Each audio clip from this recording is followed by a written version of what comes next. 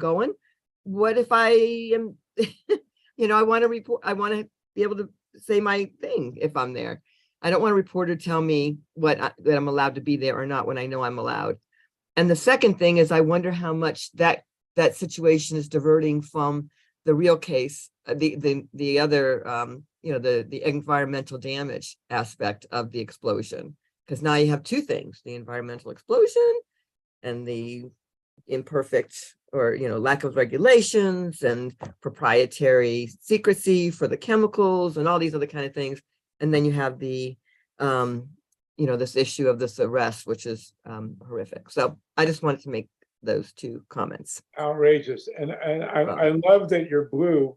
Did you come in on a UFO or are you that was me? Yes. Are you actually You're along? And who has seen Big Fat Liar? Because he turns, nobody. Okay, it's not that great a movie. Tatanka, you had your hand. Go ahead. Yeah, well, I just want to bring up two things that we can discuss in the future because we don't have time now. The first is this link and how the large corporations are organizing. And this part, as I mentioned, was uncovered by the Romero team, that the government of Switzerland set up a special nonprofit for Exxon where they can launder everything. What they used to do in marketing with creating phony science and climate denial will be part of nonprofit work now, for instance, trillions. And at the same time, setting up a private bank for Exxon in Switzerland that supposedly nobody can get to, okay?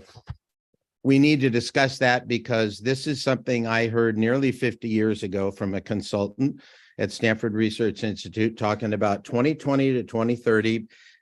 He was a consultant with Royal Dutch Shell, and he told me about the information that Exxon and Shell had done on the climate, and that at 2020 to 2030, it was going to be the solar century that we want, and wind and all kinds of sustainable energy. But the key thing was Big Oil was determined to own the whole thing.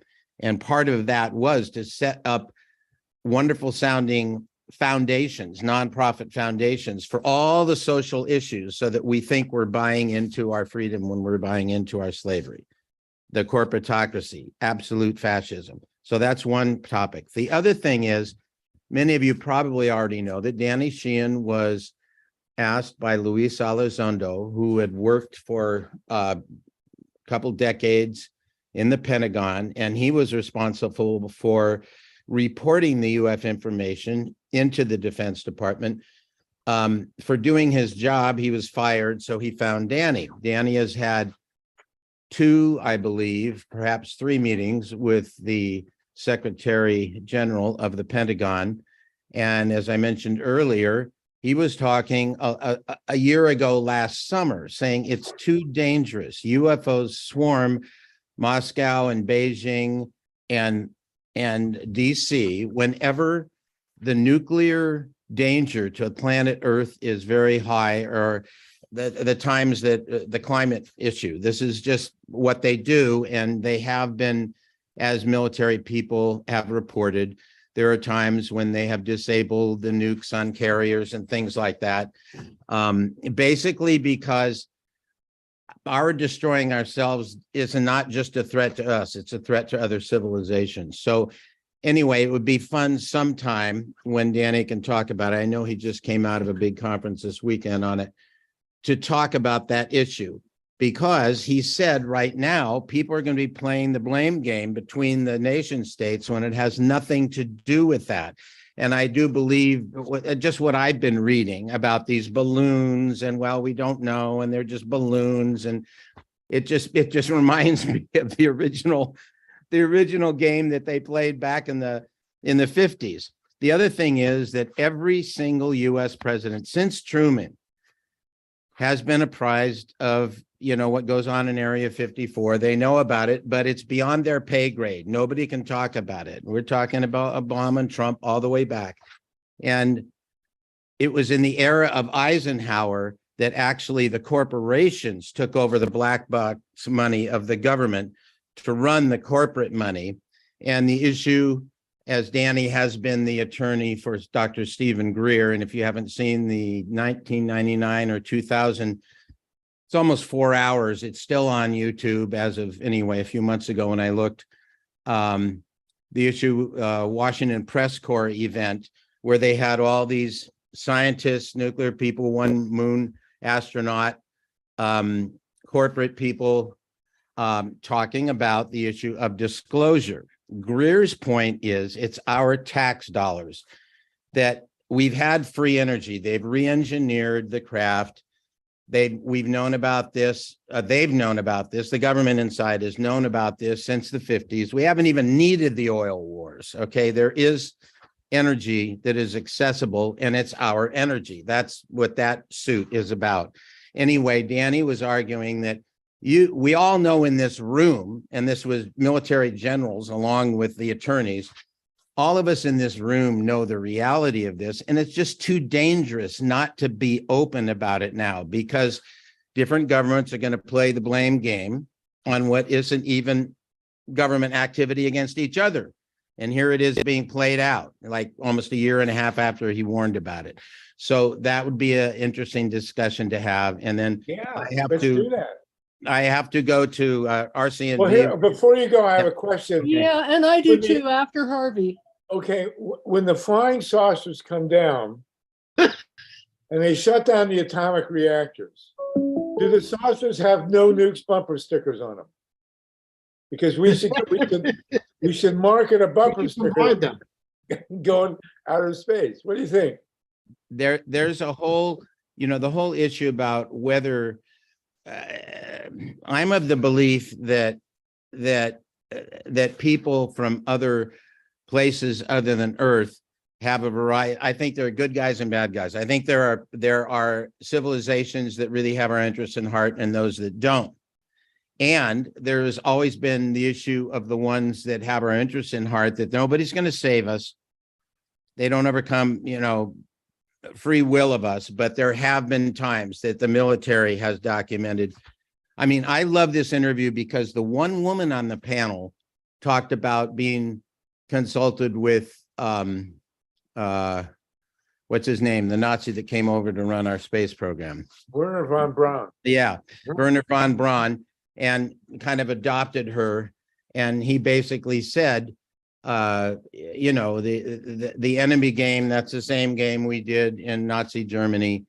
That's going to lose its effectiveness after a while. And he eventually said, our government is now preparing for phony space invasion scenarios because we have re-engineered these. I used to live in Ben Lomond until the fires 2.5 years ago. People up there, myself included, have seen ships come out of the Lockheed facility there. They're not UFOs. They're US. They can't do everything a UFO can do, but they can fly at great speeds, and they don't have sound, and they're utilizing the energy and the environment, kind of a Tesla thing. So it's real, and it's among us, and we just need to have a discussion about it. I think it's a great discussion, and I'm looking forward to it. Myla?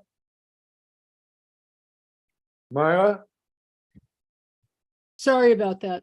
Okay. I muted when my phone was ringing. I apologize. Tatanka, I fully appreciate that you and Danny and Sarah have really understand how the existential threat that we face with the Diablo Canyon nuclear power plant. And yet I feel kind of like a broken record, or someone that I'm just not getting through about that existential threat. When I just have to say this, when I see Ben come on from this new Let's Green California initiative and pinpoint 3 programs that say nothing whatsoever about shutting Diablo. Okay, let me just say I have to go, but okay, Andy, Sarah, they both worked so heavily with Jackson Brown and everybody. They are totally, I know, it's what's going on. Okay, there's no issue that they aren't opposed to nuclear. I know that, and yet they somehow leave nuclear out of the equation with. I'm sorry to interrupt. No, Myla, no, let Tatanka and then Wendy. Tatanka, do you want to respond? I don't know how you get that they leave nuclear out, just because everybody's not talking about nuclear at the same time, or what? No, Ben came on and he said, these are the three issues that we're focusing on right now. Okay, let me talk. Romero has several programs. Romero has Lakota People's Law Project. Romero has Let's Green California. The narrow dimension of that Dolores Huerta Foundation and others are working on are getting California to carbon zero by the year 2030, and beyond that to complete restoration, that is pre-industrial levels of toxicity in the air. That's one part, okay? Then there's another part, which is the New Paradigm Institute, which is talking about integrating all these things. And then there's a 501c4 that they've reactivated, which is the old Christic Institute, which is going to be lobbying to create a lot of things, okay? In this, definitely nuclear is involved. Definitely.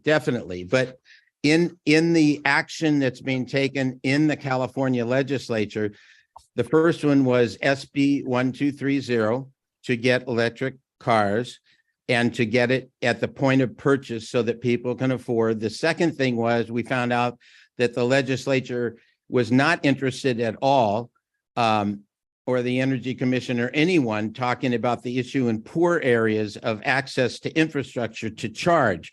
So Ben and then have confirmed, and everybody in the legislature is really excited that there's going to be a utility card where poor people can actually get their vehicles charged as everything rolls out. So that's, and then they're also talking about in the next year or two, regenerative agriculture, state banking, a whole bunch of things, okay? Whether or not we can have a legislative issue that could be brought to Romero that would involve nuclear, I welcome it. If you have it, It's before the state legislature now, Tatanka. yeah, I know, and we're all working on it. You're working on it, thank God. You know, we all have several I'm things. sorry. Yeah, I know. Thank Okay. you. Thank you very much. We'll sure. resume this. I'm discussion in a sorry, I'm couple such weeks. a pest. I want to say that this also came out. This is you know, someday we can maybe get George on here, a lifelong Quaker.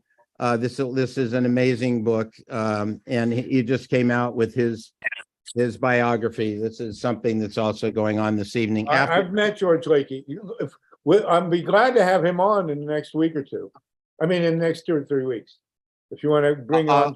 I'll talk to him and see if that's possible. Yeah, it'd be great. Myla, thanks for your question on that. We'll resume this discussion when. Okay, thanks. Sorry, I've got to go, but No. Good to see you, man. yeah, and if everybody can, there's a concert tonight at the Resource Center for Nonviolence that I'm attending with David Rovics, and so I need to be there for that.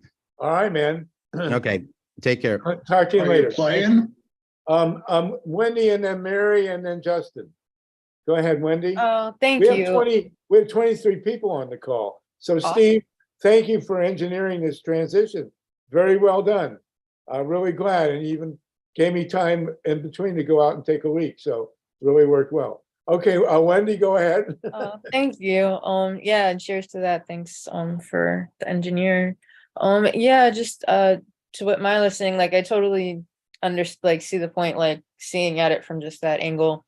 But yeah, I was just gonna say, like Tatanka said, like they work on like so many different things, and I thought that specific part of the website was also good because the way he has it laid out, as far as like clicking on it, learning more about the issue, and then it directs you straight to your representative with the template. Like it was just so great for the grassroots organizing that Harvey's doing. So that specific arm and tentacle of what they're working on, I thought was relevant here. But they do have like so many other things, like Sarah Nelson has a movie coming out about the work that she did years ago with the Karen Silkwood case. And so I know that draws a lot of lines to the nuclear really being for weapons. and how dangerous it really is. So yeah, I just wanted to let you know. Sorry, my tooth really hurts, guys. I'm a little. Thank you.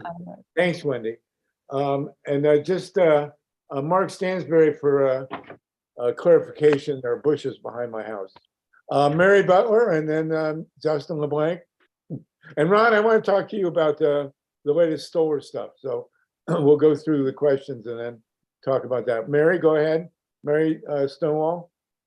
Yeah, first, pack that tooth over and over again with baking soda, and I swear that pain will be gone in an hour. If you do it every like 2 to 3 minutes, pack more baking soda in it. Okay. All pain will be gone in an hour. Okay. I want to point out that I keep talking about building code reform, and then we have Turkey, we have all these things going down. My building code reform, I told you I wrote the base code that all codes must follow. I don't care what you're building, whatever you're creating or mining or extracting or logging. It goes upon this one base code, and basically I call it the inherent constitutional building code, because I based it off the U.S. Constitution and Declaration of Independence. But in reality, it could be a galactic building code because of the fact that it states that if anything that is extracted, constructed, any byproducts thereof, if they pose a threat to life on Earth or our existence within the known galaxy, it's automatically outlawed. Because I felt a long time ago that what we're doing here is jeopardizing the rest of the solar system. Okay. Very good. Thank you for that. Justin, and then we'll go to Ron Leonard. Justin LeBlanc. Hello. I actually grew up near a Superfund site, about a half an hour's drive, actually maybe a little less, and know one of the rocket engineers who worked there. So this is a company called Aerojet, and they actually left the area nominally because neighbors got too close and started putting in noise ordinances. No, it's really because of all the toxic pollution. So Myla has a point about the existentialism of Diablo nuclear plant. And in particular, the thing about the Turkey earthquakes, yeah, that is actually a huge deal. It's a time that we really should be addressing it, especially because it is in front of the legislature. Now, what's the alternative to nuclear? Because we can scare people to death, but we actually have to provide them something else to replace it with. And part of that is just energy efficiency. So one of the things that's happening right now is, Walmart even is buying electric delivery vehicles because that's more efficient than gas-powered ones. And so we can actually encourage local governments and state governments to start boosting all of that by doing things like taxing vehicles that aren't full on the deliveries, right? And so an example of that would actually be people who are buying luxury goods as opposed to, say, food or medical goods. They would pay a shipping surcharge. So there's lots of ways to actually get people to reduce their dependence on all fuels, not just fossil fuels or nuclear fuels. And by the way, for what it's worth on all of that, Bloomberg and Sierra Club are kind of problematic there because Bloomberg has actually started saying, well, yeah, small nuclear reactors are just a little bit cheaper than the conventional ones. So it's really not worth it to even bother there. Let's just copy the rest of the world and go full on more nuclear plants. We don't want that, right? So we actually want people to be much more in harmony with nature, much more efficient with their activities. That's why it's really important to take our wins where we can get them. And ironically, big corporation like Walmart is actually a good platform for that if we set the policies right. But we have to start advocating local control. Yeah, and the big fight right now is the Postal Service. Why they haven't gotten rid of this jerk who's the head of the Postal Service, I don't know.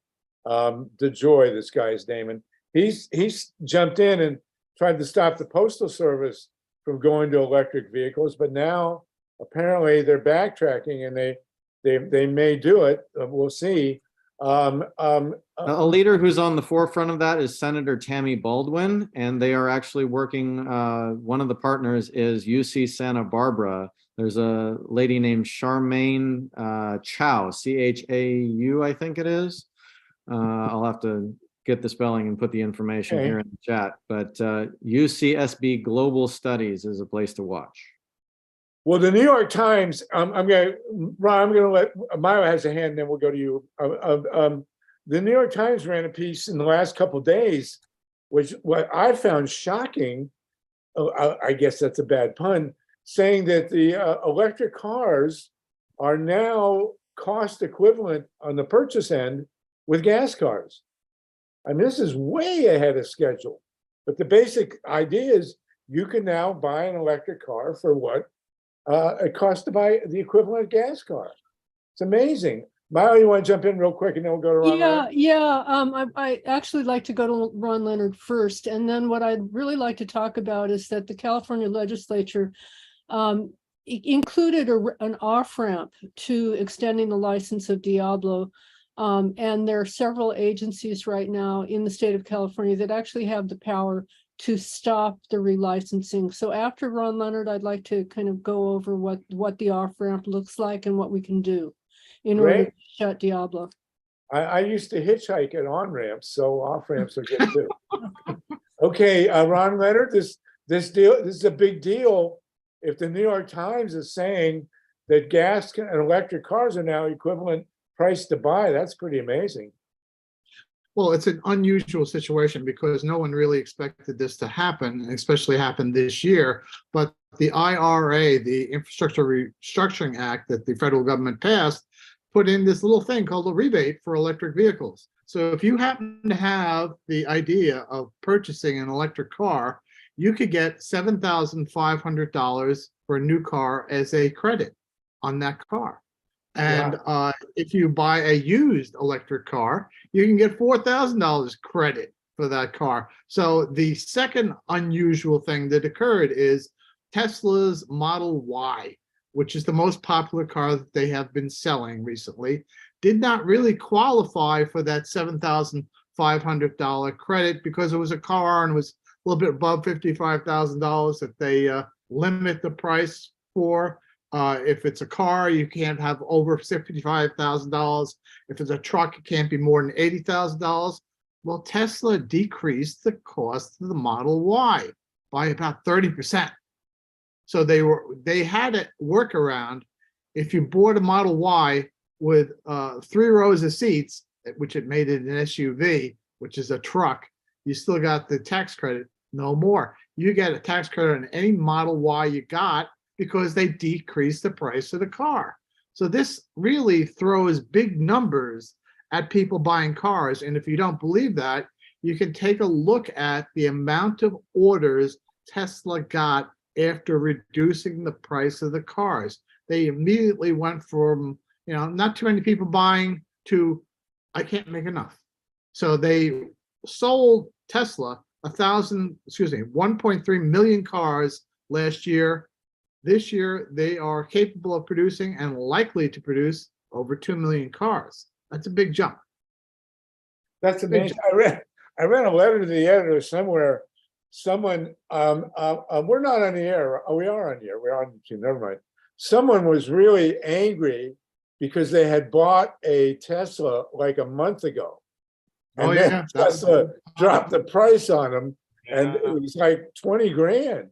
I mean, it's a very big price drop. So this is a big deal. And the other thing we're all waiting for, and Ron, you're the guy most on top, when is the end of the use of lithium in batteries, and when is the beginning of other substances like sodium? Let's talk about numbers. So lithium is basically 33rd on the most abundant element list in nature.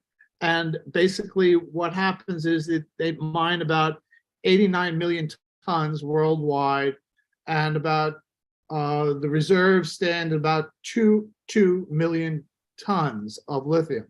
So lithium is an issue, but it's not an issue to reduce the amount of batteries that we can have. It's just, something you have to do when you build a battery, because lithium batteries frankly work. They recharge a lot of times. They have a fairly good energy density. And again, Tesla has gotten the price of lithium batteries below the $100 magic number so that it just works. But what happens if you want to go beyond lithium? If you want to do large scale storage, if you want to do big stuff and store energy for more than 6 hours on a utility grid, you got to have another technology because lithium ain't going to cut the grade. And you have different choices there.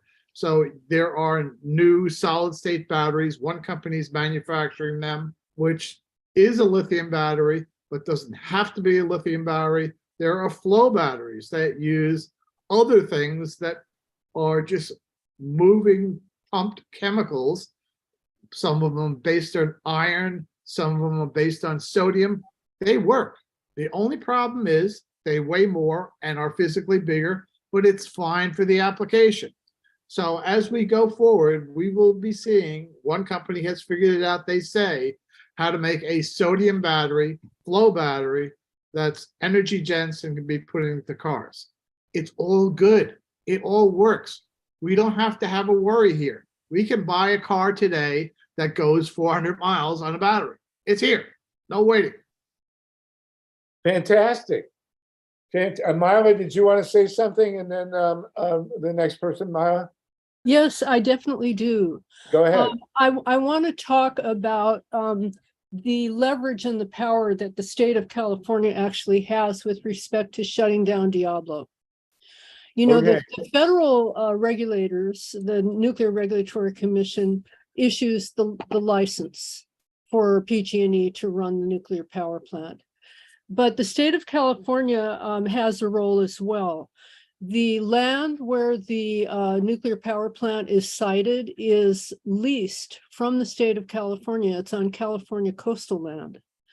And the California the California Land Commission issues the lease to PG&E in order to operate. The Water Control Board has oversight over, it has been given responsibility by the federal government to enforce the Clean Water Act, which prohibits the superheated water from being discharged directly into the ocean. The California Coastal Commission also has a role, and I need to learn more about exactly what that is.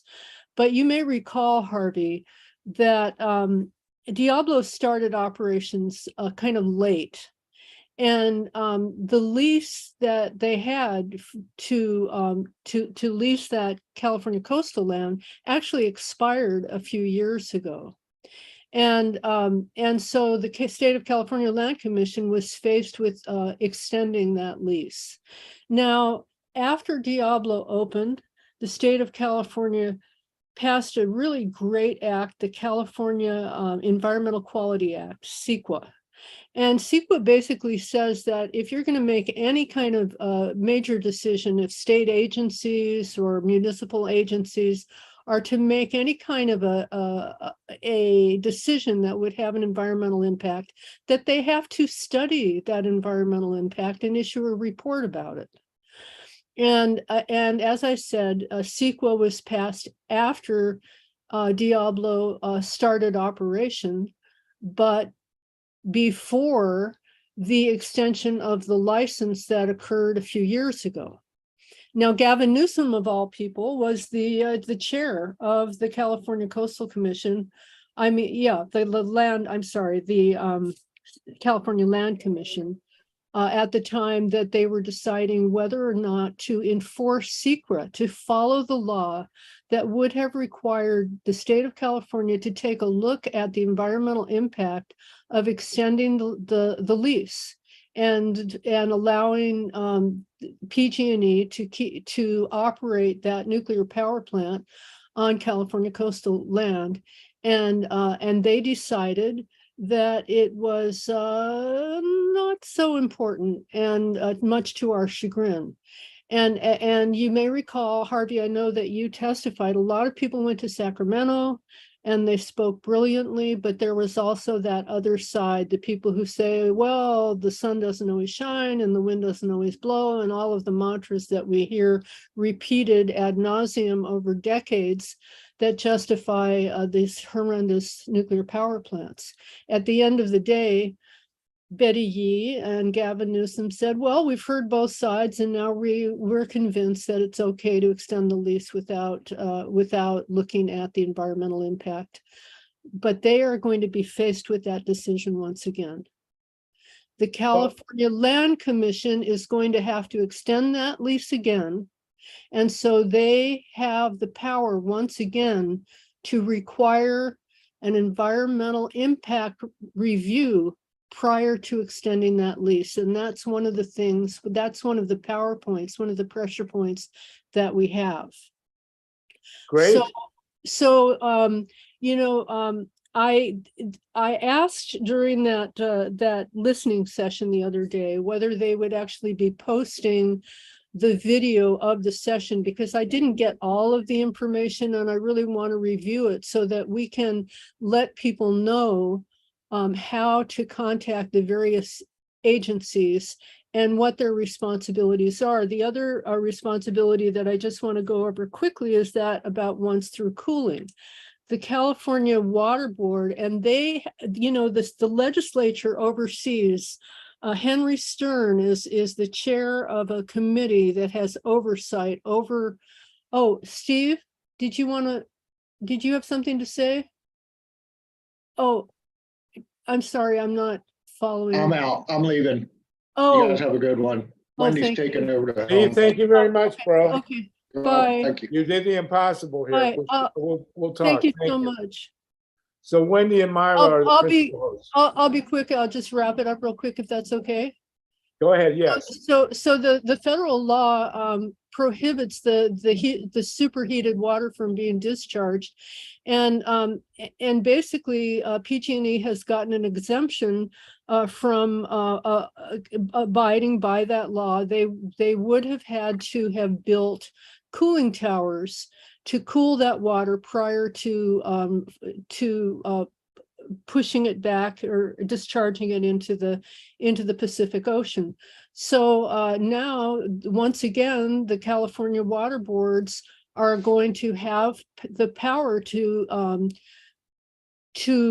insist that if PG&E wants to continue operation of that plant, that they're going to have to build those very expensive water towers. Now, you and I know, Not unfortunately, gonna happen. that the state has historically rolled over at every opportunity, and so has the Nuclear Regulatory Commission. So Okay.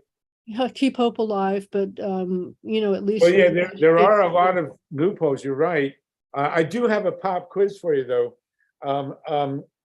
Guess what year and guess who signed the California Environmental Quality Act, CEQA? Oh, who? Ronald Reagan. Wow. It was in 1970. Ronald Reagan, I guess he was on acid at the time. They put it in front of him, and Ronald Reagan signed the California Environmental Quality Act. Well, thank you for There you that. go. I should have known that. Justin, thank you, Myla. And you and Wendy are now the hosts. So we'll go a few minutes. This was a very successful trade-off.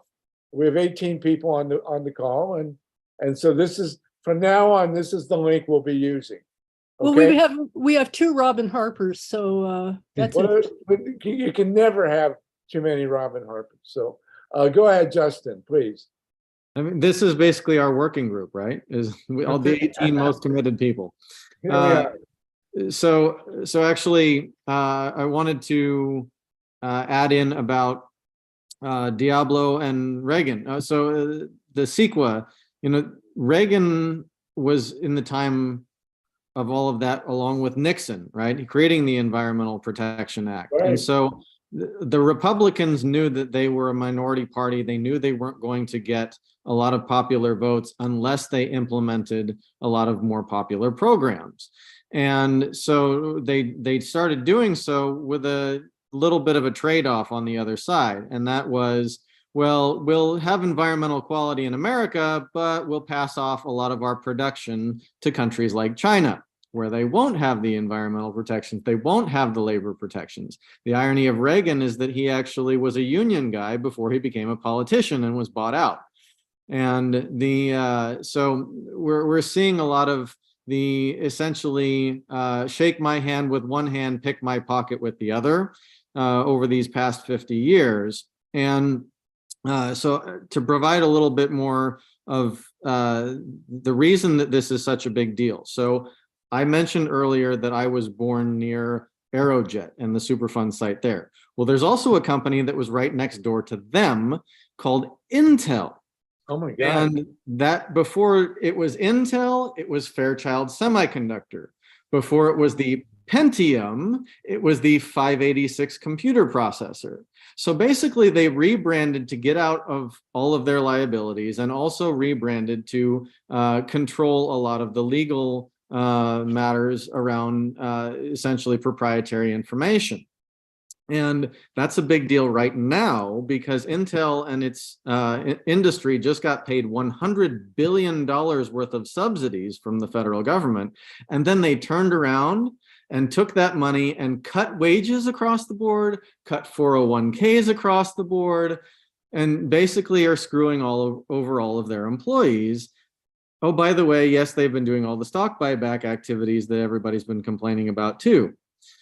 So this is all, as you know, Tatanka said, corporate collusion. And the reason it's gotten away with over the past 50 years especially is because we have lost in many ways a lot of the power of the labor movements.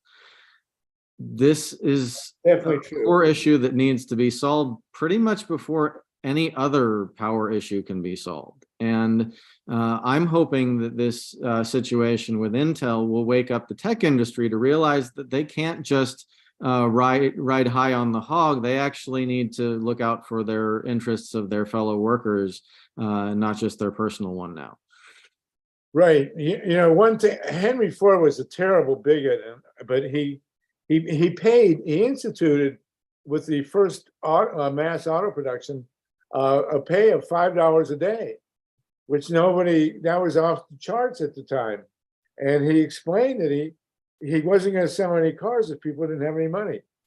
Yep. But somewhere along the line, that has been done. He away also with. advocated for public roads. He also advocated for ethanol instead of diesel. There were many ways that he was super progressive in terms of his technology profile. Yeah, and he wanted to build the And cars made out him of soy. smart. He wanted to build the cars out of soy. So then when you were done with your hemp. car, you could boil it down Oh, and hemp. do so. It was Rob, hemp.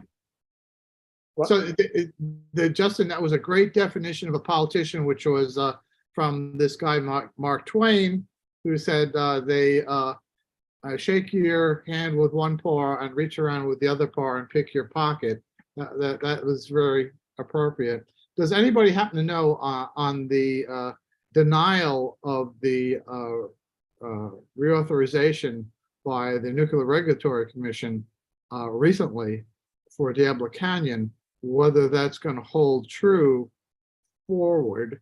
And I assume because there is a new permit required, there would be a new Speedies permit required, which is a state law, and that filing for Speedies under adding more hot water to the Pacific Ocean can be legislated and be fought legally through the courts, which would kill the entire thing, I can guarantee. Well, the problem is that the 1954 Atomic Energy Act basically makes the Nuclear Regulatory Commission, of what was then the AEC and now the NRC, a sovereign state. And so the civil courts in general have completely ceded everything to the NRC. And plus at Indian Point, their license expired and they operated without a license. I remember. No license, no insurance. I mean, you know, if they were a car, they'd be in jail. So, you know, that's the reality. Who gave him a ticket? We'll go another 10 minutes. We got 18 people still with us. Myla, go ahead. I was just going to say what you say, that generally, unfortunately, the NRC has a track record of rolling over. And so you don't really need a license after all, it turns Right. out. So But you also don't need a cooling system. right. You don't need the cooling towers and you don't Right. need, it's just, you don't need an environmental impact statement and just look the other way and whistle past the graveyard and hope the big one doesn't hit and California isn't destroyed before it shuts down eventually. Right. They shut it down now. Justin, do you have your hand again? Oh, sorry, no, I didn't have any. Oh, okay. Joan, did you want to say something? Real quick, I am really interested in the issue of California and the grid. And the reason was how much energy is coming into the state of California from the Arizona nuke plant. Somewhere with Wyoming and the future of that Bill Gates and Anschutz and Warren Buffett, right, bringing up that nuclear power plant in Wyoming, but they're all looking at selling energy. And I wondered, I mean, I'm just still startled that Diablo, after all this time, they decided, oh, we made a mistake. We need to keep Diablo open. And there's this grid issue that people aren't talking about. I'm not you, but I mean, I don't see a lot of input on people saying, are you receiving any nuclear power? Because the co-ops in Colorado, oh my God, I didn't realize those co-ops here in Colorado are so pro-nuclear, and they are bringing, because I don't know enough about this grid and the different locations around the country, but they in Colorado are bringing in nuclear power as co-ops. Now, I didn't know if there's such a thing in California with co-ops bringing in and transferring electricity that way. So I'm just not an expert on the grid at all, but we started finding out that that's what was happening here. Co-ops, not the big ones like Excel Energy. Of course, they have 2 big nukes in Minnesota, et cetera. But anyway, do you know much about the co-ops? Either Ron or I know quite a lot about the Palo Verde and the energy that's exported to Southern California.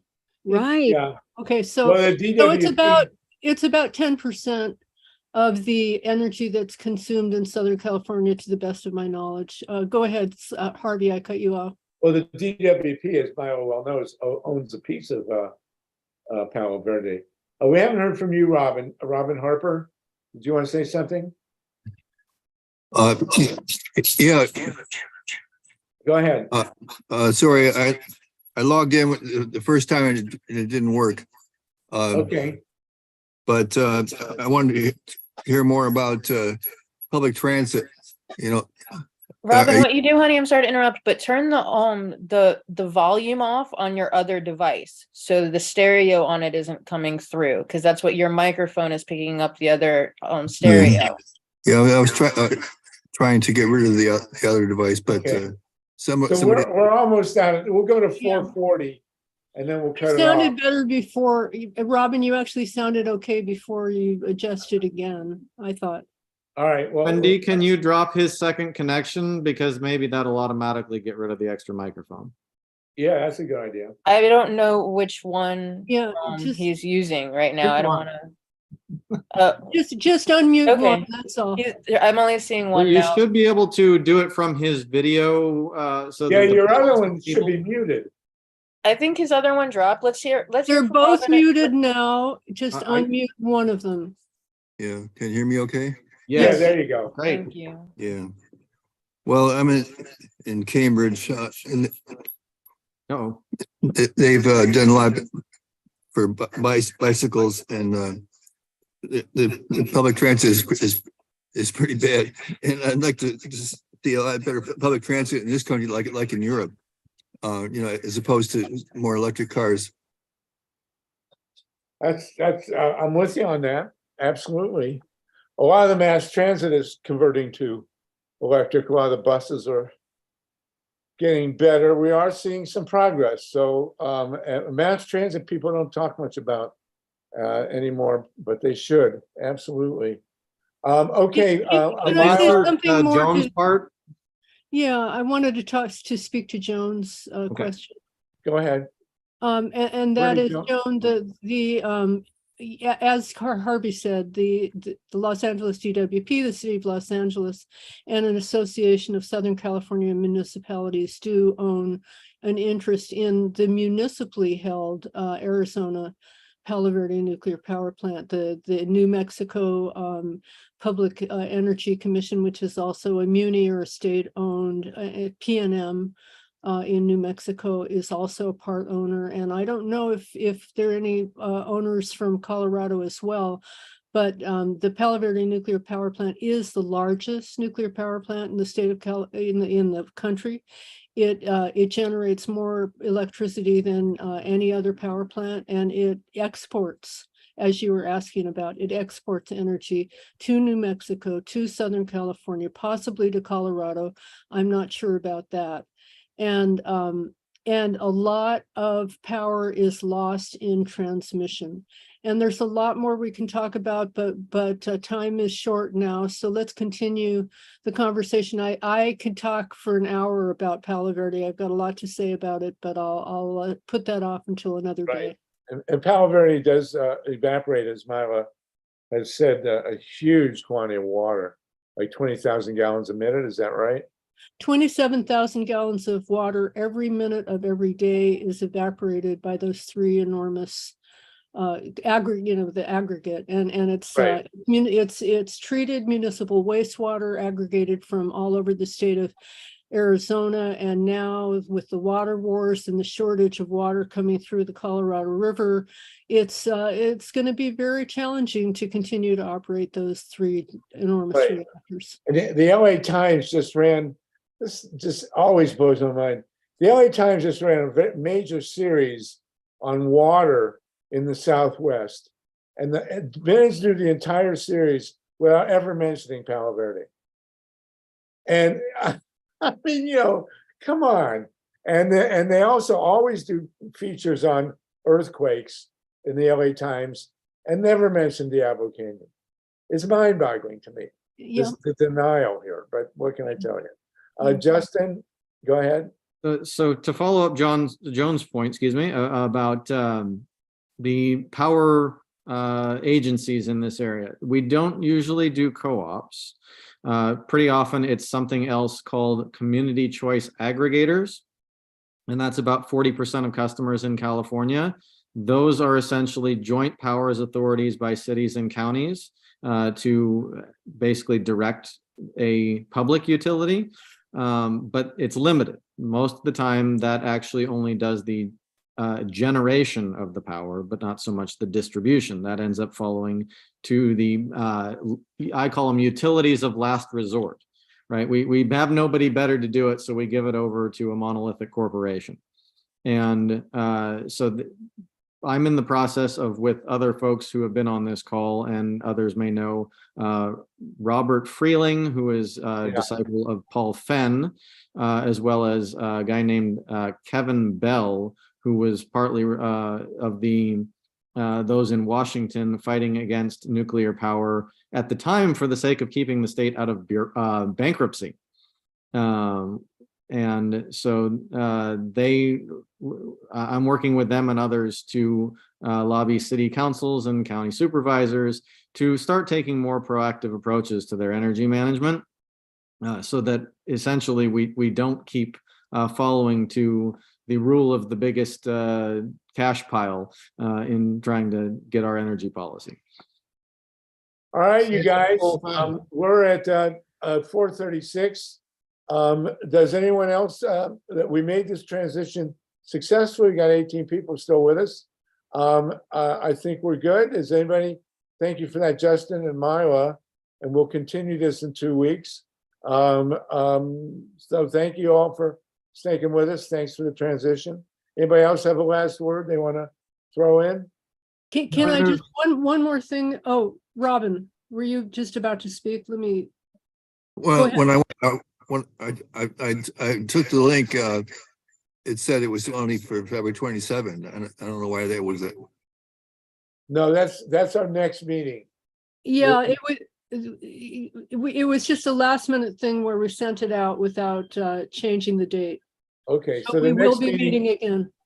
is February 27th. Right, right. And that link will be good for that meeting. And just one more thing for Joan, I just yesterday was watching a fabulous video with Amory Lovins where he talks about the grid and he talks about the distribution and how it won't take that much really to accommodate renewables and to eliminate fossil fuels and nuclear power from the grid. No, and we got to cover the aqueducts. That's the first thing to do.